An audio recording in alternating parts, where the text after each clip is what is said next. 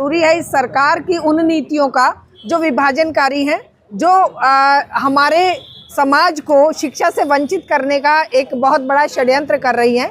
चाहे वो VBPA है, अभी जो उच्च शिक्षण क्या लाए हैं, शिक्षण अधिष्ठान अधिनियम, चाहे ये UGC की गाइडलाइन है, तो हर तरीके से ये शिक्षा से समाज को वंचित करने का एक इनका प्रयास है कि जिस भी तरीके से हो, चाहे वो दलित बच्चे हों, OBC के हों, चाहे वो आदिवासी हों, चाहे बेटियां हों, उनके खिलाफ जितने भी तरीके से ये उनको शिक्षा से दूर कर सकते हैं, वो चाहे UGC के नाम पर करें, चाहे नए नए बिल लाकर करें, और चाहे शिक्षा का बाजारीकरण, व्यापारीकरण और जिस तरह से निजीकरण कर रहे हैं, तो इसके खिलाफ सड़कों पे उतरना बहुत ज़रूरी है। देखिए, जाति के नाम पर लड़ाई, अगर ये अब उन्हें तेली बताने लगे हैं और उनके खिलाफ कोई एक्शन भी नहीं हो रहा है, जिस तरीके से हम देखते हैं कि हमारे बच्चों के जो कॉलेज के बच्चे हैं या उच्च शिक्षा संस्थानों में जो बच्चे हैं, छोटे छोटे कामों को, छोटी छोटी बातों को लेकर अगर वो किसी बात के लिए विरोध कर रहे हैं तो उन्हें उठाकर जेल में डाल दिया जाता है। अभी 5, 7, 6 साल से तो उनको बच्चों को डाला हुआ है, जिनकी जमानत भी नहीं होने दे रहे, और एक तरफ इतने गंदे भयंकर इनके ऊपर जाति सूचक शब्दों का इस्तेमाल किया गया है, वो भी माननीय प्रधानमंत्री के ऊपर जाति सूचक शब्दों का इस्तेमाल होने के बावजूद भी उनके खिलाफ कोई कार्रवाई नहीं हो रही है। इसका मतलब प्रायोजित था ये जो प्रोटेस्ट था, ये क्या प्रायोजित था? ये जो उच्च जाति के लोगों को खड़ा करके इन्होंने मुट्ठी भर लोगों से करवाया। घोड़ा क्या गधा बनेगा? लोग कह रहे हैं कि गधे को घोड़ा बनाने की क्या आवश्यकता है? ये वही मूर्ख लोग हैं जो खुद गधे हैं। हम कहते हैं इंसान के रूप में जन्म लेने वाला कोई भी गधा या घोड़ा नहीं है। शिक्षा हर जाहिल इंसान को एक इंसान बनाती है। बर्बर जातियों को सच्चा इंसान बनाने का काम शिक्षा ने किया है। आज ये शिक्षा से इंसानों को वंचित कर रहे हैं और इसमें धर्म और जाति के भेद कर रहे हैं। क्यों इस तरह के डायलॉग जो ये बोल रहे हैं कि गधों को घोड़ा नहीं बनाया जा सकता? तुम तो खुद गधे हो। इस तरह की बात करने वाले क्या इंसान कहे जा सकते हैं? ये लोग हिंदू सुप्रीम कोर्ट मात्र 3 दिनों के अंदर स्टे दे देता है। देश में बहुत सारे मसले हैं जिसमें सुप्रीम कोर्ट सुनवाई भी नहीं करता है। हाँ, बिल्कुल। देखिए ना, 370 पे कितने दिनों में सुनवाई हुई? राम मंदिर के नाम पर कितने दिन लटका कर रखा? और देखिए ना, ये जो बच्चे जेल में हैं, इनके चार्जशीट तक दाखिल नहीं होने दी, कितने सालों तक इनको। अभी सोनम वांगचुक को देख लीजिए ना, सोनम वांगचुक की सुनवाई करने के लिए और उनको बेल देने के लिए इनके पास टाइम नहीं है, जो कि एक एनवायरमेंटलिस्ट है, जो शिक्षा के लिए इतना बड़ा काम किए हैं, और ये 3 दिन में एकदम से इनके पास टाइम आ गया। सुप्रीम कोर्ट के पास तो 60,000 केस लंबित पड़े हुए हैं। सरकार कानून भी लाती है लेकिन विरोध भी नहीं करती है। जब सुप्रीम कोर्ट के अंदर स्टे का ऑर्डर आता है तो सरकार अपनी तरफ से कोई तर्क नहीं देती है कि ऐसा नहीं करना चाहिए। देखिए, क्यों विरोध करेगी सरकार? सरकार को विरोध करना होता तो वो इसको इस तरीके का बिल लाते क्या? उस बिल को क्या पुख्ता रूप में नहीं लाया जा सकता था, जिस पर सुप्रीम कोर्ट ने कहा कि भाई अस्पष्ट है?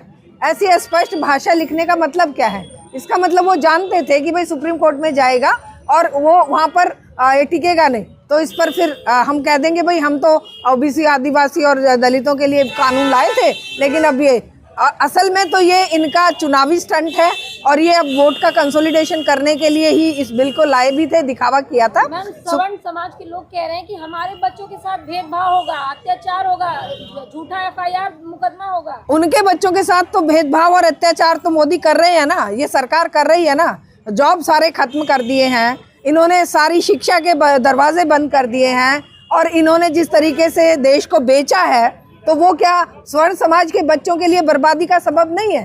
क्या मुट्ठी भर लोगों के लिए ही होगा ये? कहना कि UGC एक्ट के जो प्रावधान है वो जो है वो सवर्ण समुदाय के बच्चों के लिए बहुत ही खतरनाक है। भेदभाव के आधार उनके लिए तैयार हो जाएंगे। देखिए, ये जो जातिवादी राजनीति करने का तरीका है ना, चाहे कोई भी करे, इसके विरोध में लोगों को आवाज़ बुलंद करनी चाहिए। स्वर्ण समाज के बच्चों को बेरोजगारी उनको ज़्यादा नहीं सता रही है? बेरोजगारी उनके लिए नहीं है? शिक्षा के दरवाजे उनके लिए बंद नहीं है? वो क्यों इस तरह की बात कर रहे हैं कि अरे तुम इसका मतलब अत्याचार करते थे, इसका मतलब तुम अपराधी हो?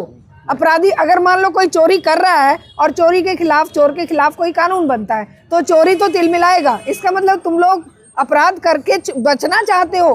अपराध करने की नौबत ही क्यों आए? तुम इंसानियत के दर्जे से उन बच्चों को नीचे क्यों समझोगे? देखिए ये जो भयंकर घृणित काम करने वाला एक आदमी है, उस आदमी के साथ अगर नाम जुड़ा है तो इससे शर्मनाक भारतवर्ष के लिए कोई बात हो नहीं सकती।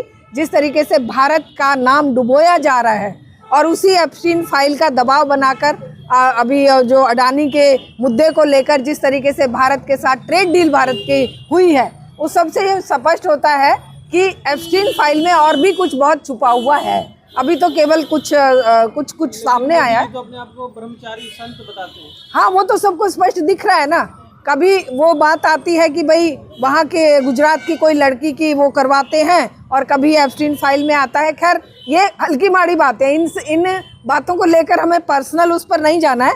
लेकिन एक बात ज़रूर है कि देश पर जब आँच आती है, देश को जब गैर बराबरी के तरीके से समाज के अंदर भेदभाव खड़े किए जाते हैं, गैर बराबरी के तरीके से जब देशों के बीच में जो ट्रेड डील की जाती है, तो ये हमारे देश के प्रधानमंत्री के लिए, हमारे देश की जनता के लिए बहुत ही शर्मनाक बात है। मीडिया में तो बड़ा हल्ला हो रहा है कि किस प्रकार से ये अमेरिका के साथ जो डील हुई है वो बहुत ही अच्छा है भारत के लिए, और भारत ने अपनी ताकत दिखाई है, बड़ी ताकत दिखाई है। जहाँ 3% 4% टैरिफ लगता था, वहाँ वो पहले 50 पे ले गए, 75 पे ले गए, फिर 25 पे ले आए, और अब वो जाकर 18 पे ले आए। जो 3 से 18 हो गया, वो ताली बजाने की ज़रूरत है। वाह वाह वाह वाह हैं। और जो हमारा बजट, जो हमारे उनका जो सामान आएगा वहाँ पर 0 टैरिफ लगेगा। कितनी ताली बजाने की बात है ना भारतीय 150 करोड़ लोगों के लिए। और हमारे यहाँ पर उनका कृषि प्रोडक्ट आएगा, GM सीड्स की जो प्रोडक्ट है वो आएंगे। हमारा किसान बर्बाद होगा। हमारा पशुपालक समाज जिसमें डेयरी प्रोडक्ट्स, जिसमें ज़्यादातर आदिवासी, दलित या किसान या मजदूरों का काम है, वो सब बर्बाद होंगे। मत्स्य पालन के लिए जो हमारे लोग लगे हुए हैं वो बर्बाद होंगे। तो ये कौन सी डील की शाबाशी मचा रहे हैं भैया, मेरी तो समझ में नहीं आ रहा। एक सवाल है कि मोदी के बारे में सोशल मीडिया पे कई लोग लिख रहे हैं कि हाईजैक हो गए अमेरिका के तरफ से। हाँ बिल्कुल वही लग रहा है। हाँ बिल्कुल लग रहा है। बोलिए तो क्या कहना चाहिए? ये एक्चुअल में क्या हुआ है कि जैसे मैं तो राहुल के शब्द दोहरा रही हूँ इस मामले में, उनके वो शब्द मुझे ठीक लगे कि ये कंप्रोमाइज हो गए हैं, क्योंकि 2-3 मुद्दे ऐसे उठा दिए। अडानी को जेल हुई तो समझ लो कि एक ही बंदे के हाथ में पूरे देश की अर्थव्यवस्था टिकी हुई है। अडानी के ऊपर एक्शन हुआ तो समझ लो हमारे माननीय प्रधानमंत्री के ऊपर हुआ। अगर एप्स्टीन फाइल में नाम आया तो वो भी इनकी अपनी कुर्सी हिलने का काम है। तो कुर्सी बचाने के लिए कितना गिरेंगे, कितना नीचे जाएंगे, कितना देश को बेचेंगे, ये जनता पूछना चाहती है। हाँ बिल्कुल। हाँ, आप तो भारत की नीतियां क्या अमेरिका तय कर रहा है? आप दूसरे शब्दों में ये कहना चाह रही हैं? बिल्कुल। देखिए, अगर अमेरिका ये कह रहा है कि आप रशिया से तेल नहीं खरीदेंगे, अरे पहले भारत 200 वर्ष अंग्रेजों का गुलाम रहा, तब तो एक बात थी कि भारत कॉलोनी था उनकी और भारत पर अंग्रेजों का राज था। आज भारत एक संप्रभु राष्ट्र है भाई। आज भारत एक अपने आप में एक स्वर्ण कंट्री है। एक संप्रभु राष्ट्र के ऊपर ये क्यों लगाया जाए कि आप ईरान से नहीं खरीदोगे, आप चाबहार जो पोर्ट है उस पर काम बंद कर दोगे, आप ईरान से तेल नहीं खरीदोगे, रशिया से तेल नहीं खरीदोगे। हम जहां कह रहे हैं तुम खरीदोगे किससे?